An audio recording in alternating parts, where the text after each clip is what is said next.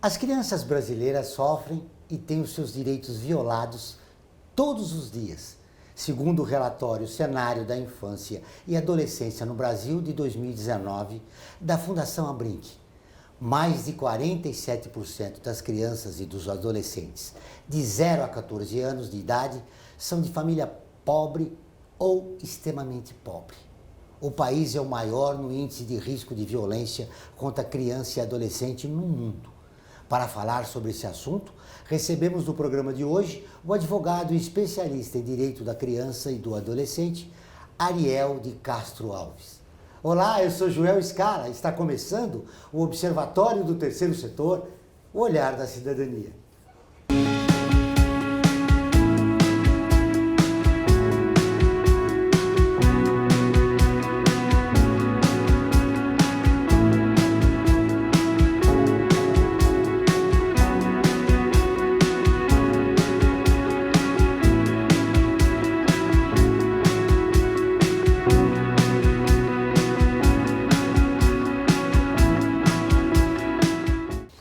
Ariel de Castro Alves é advogado e conselheiro do Conselho de Defesa dos Direitos da Pessoa Humana de São Paulo, o CONDEP. Ele foi fundador da Comissão da Criança e do Adolescente da OAB Nacional. Ariel, seja bem-vindo ao Observatório. Olá, Joel. É um prazer participar aqui do programa do Observatório. Ariel, há um retrocesso em relação às defesas, há um retrocesso em relação à defesa dos direitos da criança e do adolescente no país. Sim, nós entendemos que existe esse retrocesso. Recentemente, inclusive, o próprio Conselho Nacional dos Direitos da Criança e do Adolescente, que eu já fiz parte por 2 gestões, ele sofreu um revés. Todos os conselheiros tiveram seus mandatos cassados. Eles teriam que cumprir pelo menos mais 2 anos de mandato. Os mandatos foram cassados. O governo também tirou a paridade, eram 14 membros titulares do governo e 14 membros titulares da sociedade civil, agora passaram a ser 13 titulares do governo, sendo que 3 são do Ministério da Economia, nem é de nenhum Ministério de Direitos Humanos, nem na área social a maioria dos conselheiros mais. E 9 são da sociedade civil, de entidades. E agora, quem escolhe os membros da sociedade civil é o próprio governo. Quer dizer, os candidatos para participação no CONANDA, através de entidades da sociedade civil, precisam encaminhar os seus currículos para a ministra Damares, que ela vai escolher se eles poderão ou não participar. Antes era uma assembleia organizada pelo Fórum Nacional dos Direitos da Criança e do Adolescente. Em termos práticos, o que significa isso em termos das políticas públicas, dos programas em defesa da criança ou do menor e do adolescente? O Conselho Nacional da Criança e do Adolescente foi criado lá em 91, logo que veio o Estatuto da Criança e do Adolescente em 90, para deliberar sobre políticas públicas, programas e serviços para a área da infância e juventude. E também para gerir o Fundo Nacional dos Direitos da Criança e do Adolescente, aqueles recursos que são abatidos dos impostos das empresas e que são destinados para a área social. Então, existe um edital que o CONANDA sempre publica para que as entidades apresentem os seus projetos de acordo com as prioridades na área da infância e juventude que o próprio CONANDA também estabelece. Agora, o governo, então, passa a controlar isso tudo, inclusive o repasse de dinheiro, talvez conforme os critérios ideológicos, político-partidários das entidades que participem ou das pessoas que representem essas entidades. Isso é um gravíssimo problema. Além disso, tem o papel, o CONANDA, de regulamentar o próprio Estatuto da Criança e do Adolescente por meio de resoluções. Então, nós entendemos que provavelmente o governo quer impor algumas pautas, como essa questão de rechaçar o que eles chamam de ideologia de gênero e outras questões com um viés também evangélico, aí, da forma mais conservadora possível, como vimos recentemente na Bienal do Rio de Janeiro, o prefeito lá da cidade do Rio de Janeiro, censurando uma publicação feita para jovens e para adultos. Eu quero explorar muito a sua fala em relação ao que aconteceu no Rio, mas antes, o menor foi chicoteado num supermercado da periferia de São Paulo. Esse é o reflexo das decisões do governo e que está impactando na sociedade? As violações de direitos humanos, infelizmente, sempre ocorreram no Brasil. Eu acompanho há muitos anos esses casos. E esse caso, por exemplo, do menino chicoteado, é claro que quando nós temos governantes que incentivam a violência policial, a violência de seguranças, a intolerância, então isso acaba se proliferando, porque as pessoas entendem, nós temos uma carta branca para praticar violações de direitos humanos, então vale a pena, e o próprio presidente da República, por vários momentos, afirmou, eu sou favorável à tortura, essas são as aspas dele. Então nós vimos lá uma criança, um adolescente, sendo barbaramente torturado no mercado.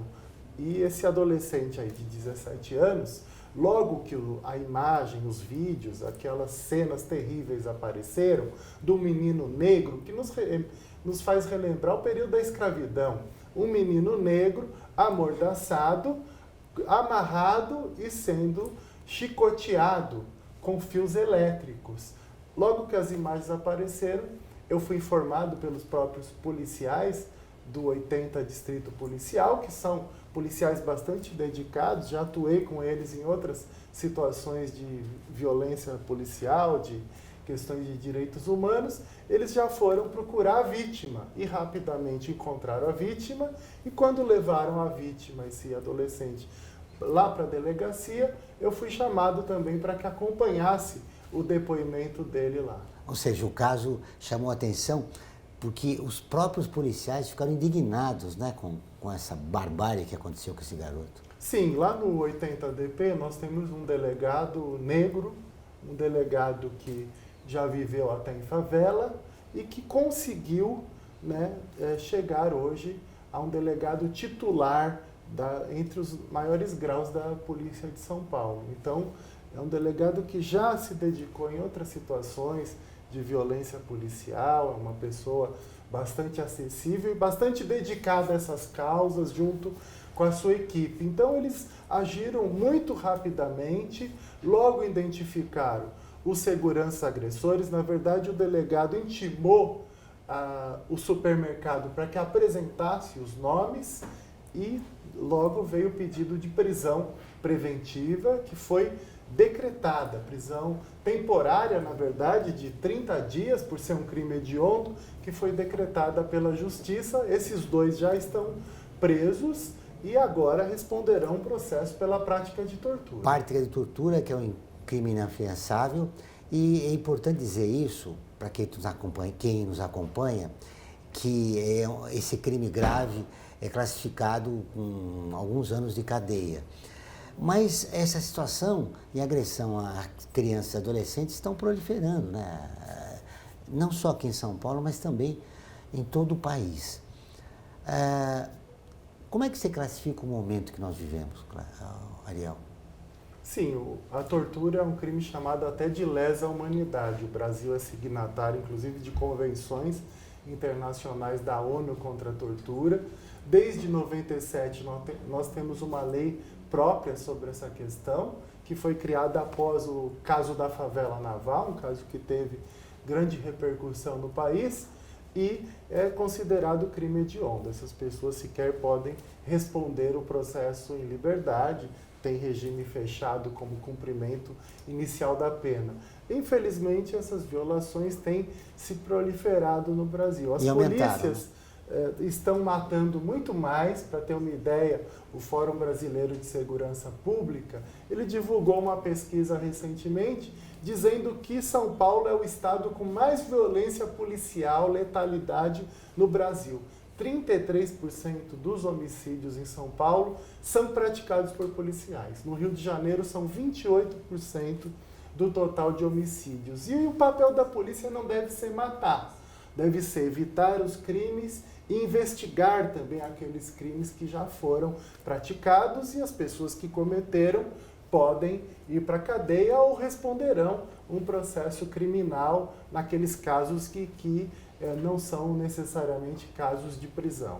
O comportamento da polícia em relação às mortes é absurdo, né? Todas as terças e quintas-feiras ao vivo, às 14 horas, tem programa de rádio Observatório do Terceiro Setor, onde recebemos especialistas que, junto com os ouvintes, debatem os principais temas da atualidade e do terceiro setor. Você pode ouvir pela rádio Trianon AM 740 ou em qualquer lugar do mundo, pela internet, do seu celular, computador ou tablet, pelo link que aparece na sua tela. Nós voltamos depois do intervalo. A FIA é muito mais que uma escola de negócios. É graduação, pós-graduação, MBA, mestrado e consultoria para empresas. Isso faz diferença. Conheça a FIA. Voltamos com o Observatório do Terceiro Setor e agora vamos para o quadro. Você conhece? Ela foi pioneira do feminismo da sua época e foi símbolo da liberdade da mulher. Pagu. Você conhece? Patrícia Heder Galvão, conhecida como pseudônimo de Pagu, nasceu em São João da Boa Vista no dia 9 de junho de 1910. Foi uma escritora, poeta, diretora de teatro, tradutora, desenhista, cartunista, jornalista e militante política brasileira. Teve um grande destaque no movimento modernista iniciado em 1922. Era uma mulher avançada para os padrões da época, dadas algumas extravagâncias como fumar na rua, usar blusas transparentes, cabelos curtos e dizer palavrões. Seu comportamento não era compatível com sua origem familiar conservadora e tradicional. Em 1925, com 15 anos, passou a colaborar no Brás Jornal. Aos 18 anos, pouco depois de completar o curso de escola normal da capital, entrou para o movimento antropofágico, sob a influência de Oswaldo de Andrade e Tarsila do Amaral. O apelido Pagu surgiu de um erro do poeta modernista Raul Bopp, ao dedicar a ela, em 1928, o poema Coco de Pagu. Foi publicado em vários jornais da época e interpretado por sua musa no palco Teatro Municipal de São Paulo em 1929. Em 1930, Pagu casou-se com Oswaldo de Andrade. No mesmo ano, nasceu Rudá de Andrade, segundo filho de Oswaldo e primeiro de Pagu. Os dois se tornaram militantes do Partido Comunista Brasileiro. Em 1931, ao participar da organização de uma greve de estivadores em Santos, Pagu foi presa pela polícia política de Getúlio Vargas. Foi a primeira de uma série de 23 prisões ao longo da vida. Em 1935, foi presa em Paris como comunista estrangeira com identidade falsa, sendo repatriada para o Brasil. Separou-se definitivamente de Oswald. Retomou sua atividade jornalística, sendo novamente presa e torturada pelas forças da ditadura de Getúlio Vargas, ficando na cadeia por 5 anos. Ao sair da prisão, em 1940, rompeu com o Partido Comunista. Casou-se novamente com Geraldo Ferraz e desta união nasceu seu segundo filho, Geraldo Galvão Ferraz, em 18 de junho de 1941. Passou a morar com os 2 filhos e o marido. Em 1945, lançou um novo romance, A Famosa Revista, escrito em parceria com o marido Geraldo Ferraz. Tentou sem sucesso uma vaga de deputado estadual nas eleições de 1950. Em 1952, frequentou a Escola de Arte Dramática de São Paulo, levando seus espetáculos a Santos. Conviveu e incentivou jovens talentos santistas que apenas começavam suas carreiras. Dedicou-se especialmente ao teatro, particularmente no incentivo a grupos amadores. Outra faceta de Pagu é como desenhista e ilustradora. Participou da revista de Antropofagia, publicada entre 1928 e 1929, entre outras. Pagu publicou os romances Parque Industrial, em 1933, sob o pseudônimo de Mara Lobo, considerado o primeiro romance proletário brasileiro, e a famosa revista, em 1945. Escreveu também contos policiais. Ainda trabalhava como crítica de arte quando foi acometida de um câncer. Viajou a Paris para se submeter a uma cirurgia, sem resultados positivos. Decepcionada e desesperada por esta doença, Patrícia tentou suicídio, o que não se concretizou. Sobre o episódio, escreveu no panfleto Verdade e Liberdade. Uma bala ficou para trás, entre gases e lembranças estraçalhadas. Voltou ao Brasil e morreu em 12 de dezembro de 1962, em decorrência da doença. Pagu foi uma das pioneiras do feminismo do Brasil. Mesmo lutando pelos direitos das mulheres, teve pouco apoio do público feminino, que até hoje sofre com o machismo do país. Personagens da história do Brasil que passaram ao largo, né, da grande cobertura da sociedade, da cobertura da grande mídia, e que se destacaram por serem visionárias, como Pagô, né, em relação não só ao feminismo, mas à realidade brasileira. Essa ausência da Pagô nos livros oficiais merece uma revisão. Sim, certamente, ainda mais nos dias de hoje, em que nós temos um governo que nega que ocorreu um golpe militar, que nega que ocorreu uma ditadura. Se chega ao absurdo de ir para a ONU dizer que no Brasil nunca teve uma ditadura. E nós vimos que em vários momentos da história tivemos ditadura, inclusive na era Vargas, como foi mostrado. Foi quando vivia Pagô, ela foi vítima da ditadura de Vargas. Muitas vezes até a esquerda tem o problema de reconhecer os acertos do governo Vargas, principalmente com relação aos direitos trabalhistas, mas não dizer que o governo Vargas foi também um governo ditatorial. Foi um governo que torturava, que matava, como aconteceu com Olga Benário, que foi torturada, foi mandada para os nazistas e lá foi morta pelo regime nazista. É a mulher do Luiz Carlos Prestes, né? Exato. Então são grandes mulheres, né? Tanto Patrícia Galvão como Olga Benário, que é mais conhecida, tanto que tem um filme que foi um filme sucesso de bilheteria, que trata da vida da Olga Benário, além dos livros, né, do próprio Fernando Moraes e vários livros que colocam lá a biografia dessa importante lutadora também. E fazem parte da história da luta pelos direitos humanos no Brasil, incluindo os direitos da mulher, que ainda são hoje as principais vítimas de violência, tanto as mulheres como as crianças e adolescentes. Ariel, pela sua fala, a gente percebe, e pelo que a gente sente no dia a dia da sociedade brasileira, há um retrocesso visível na sociedade. Há um clima de polarização, de intolerância,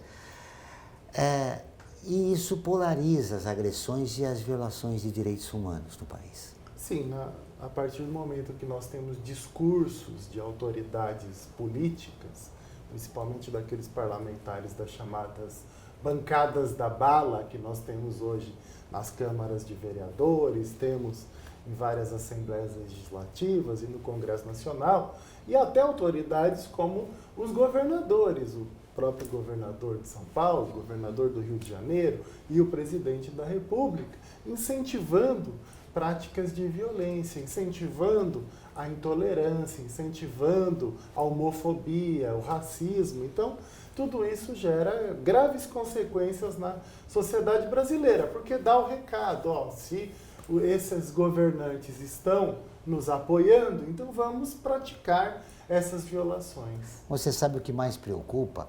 É que uma parcela, e aí a gente não sabe se é grande ou pequena da população, está indiferente a isso, essas violações dos direitos humanos. E acaba concordando com o que está acontecendo. Como mudar esse quadro? Sim, isso é muito terrível, né, de compreendermos essa situação. Eu trabalho há mais de 20 anos aqui em São Paulo nessa área de direitos humanos e geralmente acompanho os casos aí mais polêmicos, mais emblemáticos. E é comum na rua ser chamado de defensor de bandido ou ser xingado, apesar que também tem pessoas que cumprimentam pelo trabalho. Então, mas a gente tem realmente essa polarização, essa falta de compreensão adequada sobre o que são direitos humanos, né? E quando a gente defende o direito à moradia, nós também somos xingados. Então, defender direitos humanos é se contrapor àqueles setores elitistas, é defender a moradia, é defender o direito do indígena, é defender o direito dos negros, das mulheres, das crianças e adolescentes, dos idosos, das pessoas com deficiência.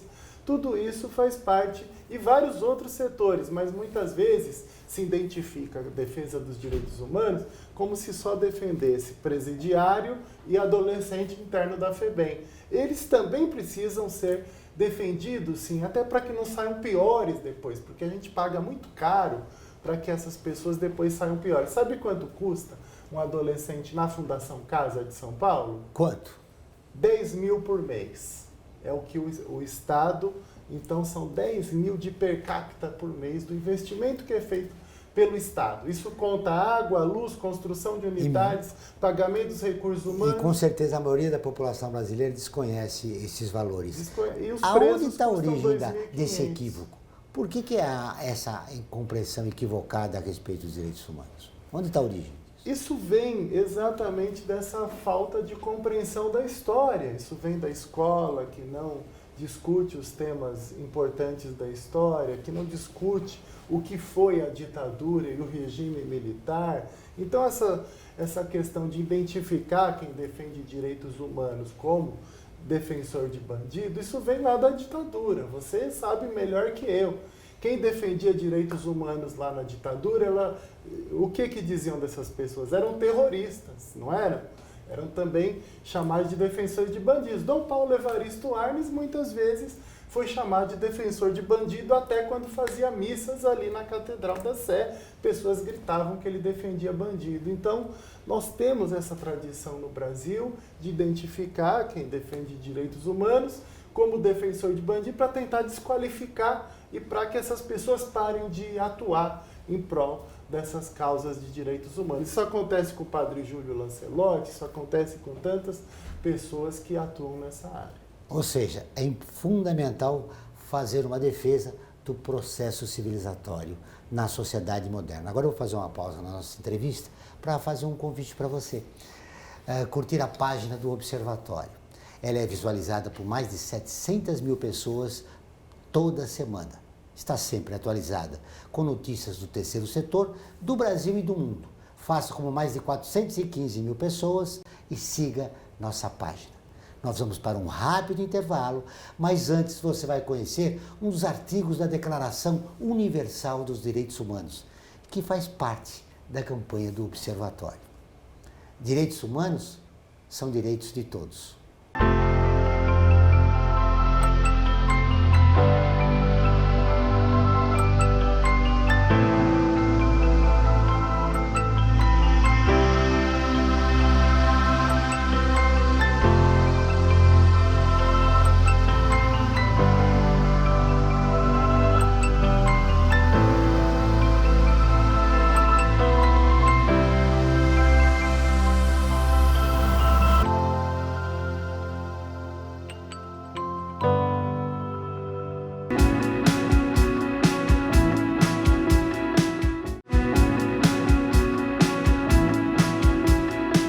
Estamos de volta com o programa do Observatório do Terceiro Setor, o Olhar da Cidadania. Não esqueça, todas as quartas-feiras, às 17 horas, tem o programa Olhar da Cidadania na Rádio USP, com temas da atualidade e dos direitos humanos. Anote todas as quartas-feiras, às 17 horas, na Rádio USP, em São Paulo, 93,7, em Ribeirão Preto, 107,9 FM. Ariel, eu quero voltar a um assunto que você falou no primeiro bloco, que é a respeito do episódio que aconteceu no Rio de Janeiro, com a proibição pelo prefeito do Rio de Janeiro, Marcelo Crivella, que proibiu, né, um livrinho numa feira. A gravidade não é só a proibição, mas ele teve o respaldo do Poder Judiciário. Neste caso, como você analisa? Inicialmente teve o respaldo do Poder Judiciário do Rio de Janeiro, mas depois o Supremo Tribunal Federal, como guardião da Constituição, não permitiu essa prática de censura. Ali estava tudo equivocado. Nós temos lá a publicação da Marvel com os heróis lá da Marvel que estavam se beijando, dois homens, não eram crianças e adolescentes se beijando. E para o público juvenil, e não para o público de crianças. E também a prefeitura não podia ir lá recolher as publicações. Eles teriam que ingressar no judiciário. Quem teria que avaliar inicialmente é o judiciário. E isso não aconteceu. E também, se fosse um beijo hétero, certamente não fariam o que fizeram, de ir lá recolher as publicações. Isso não pode acontecer. O Crivella estava justificando que estava violando o ECA, aquela publicação. Mas tenho certeza que se fosse um beijo homem e mulher na publicação, ninguém iria recolher, não geraria essa polêmica toda. Então, claramente tem o viés homofóbico. Não havia nada de inadequado naquela publicação, até porque hoje crianças e adolescentes veem casais homossexuais se beijando nas ruas. Hoje o Brasil não é aquele mesmo de 30, 40 anos atrás. Ainda bem, infelizmente, nossa sociedade ela tem melhorado, tem aceitado mais as diferenças, a diversidade, tem mais tolerância. Isso é positivo. Independente do governo, nossa sociedade evoluiu, independente do governo atual. Apesar dele, nossa sociedade evoluiu. Então, isso é importante de caracterizar e não é aceitável, porque senão depende de cada prefeito, a religião de cada prefeito em cada cidade, para ter censura ou não ter censura. Um aspecto importante, Ariel. Será que estamos evoluindo? Porque ele atendeu a reclamação de grupos evangélicos para realizar a proibição. Sim, ele atendeu e depois até o próprio juiz, o desembargador que apoiou a decisão dele, também tinha o viés evangélico na sua atuação. Isso foi escancarado pela própria imprensa, até que o Supremo Tribunal Federal não permitiu que aquela censura fosse realizada. Então, agiu bem o Supremo dessa vez, não se acovardou a esses setores mais conservadores, cumprindo a Constituição e o próprio Estatuto da Criança e do Adolescente. Não há nada de pornográfico naquela cena que o Crivella queria proibir. Repetindo o que você disse, agenda reacionária. O menino chicoteado aqui em São Paulo, proibição do livro da Marvel lá no Rio de Janeiro. Ataque aos indígenas. Ataque nos indígenas. Tudo isso reflete uma sociedade conservadora. E o início, nós estamos em que etapa do retrocesso aqui no Brasil? São vários os retrocessos, inclusive na área da criança e do adolescente, tanto essa praticamente extinção do CONANDA, mas o próprio Disque 100, que é um mecanismo muito importante de combate às violações aos direitos da criança e do adolescente, eles estão demitindo os atendentes, então estão desmontando a estrutura do Disque 100. O Ministério dos Direitos Humanos também praticamente foi desmontado e hoje é seguido por esse viés ideológico. Até hoje, o caso do menino chicoteado aqui, o governo federal nunca se manifestou sobre esse caso. O governo do estado da mesma forma. Ninguém deu a mínima atenção. Um caso escandaloso que foi publicado nos principais jornais internacionais, além de ter ganhado a atenção da própria grande imprensa brasileira. A saída pode estar, Ariel, na união da sociedade civil progressista para combater esse momento que a gente vive no país? Sim, nós tivemos um avanço importante das instituições brasileiras, desde a Constituição de 88. Ela foi essa abertura de um processo de implantação de instituições de direitos humanos, de novas legislações, como as várias que eu citei. Então, nós estamos numa etapa civilizatória. Eu acho que essa sociedade que está nessa etapa civilizatória tem como se contrapor a um governo que é anticivilizatório, que é pró-barbárie, que é pró-discriminação, que é pró-racismo, que é contra o meio ambiente. Então, essa sociedade é que precisa se organizar e as entidades da sociedade civil são fundamentais nesse processo. Nesse momento de retrocesso, o que mais você teme? Nós tememos pelos setores mais vulneráveis, mais frágeis da sociedade, que são as crianças e adolescentes, são os jovens que vivem na periferia, são as pessoas que são torturadas, são os direitos das pessoas com deficiência, dos indígenas. Então, a ampliação do racismo, tudo isso nós devemos levar em consideração nesse momento atual e que nós, infelizmente, já vemos resultados práticos na ampliação dessas violações. Foi um prazer vê-lo e muito obrigado pela entrevista. Eu que agradeço.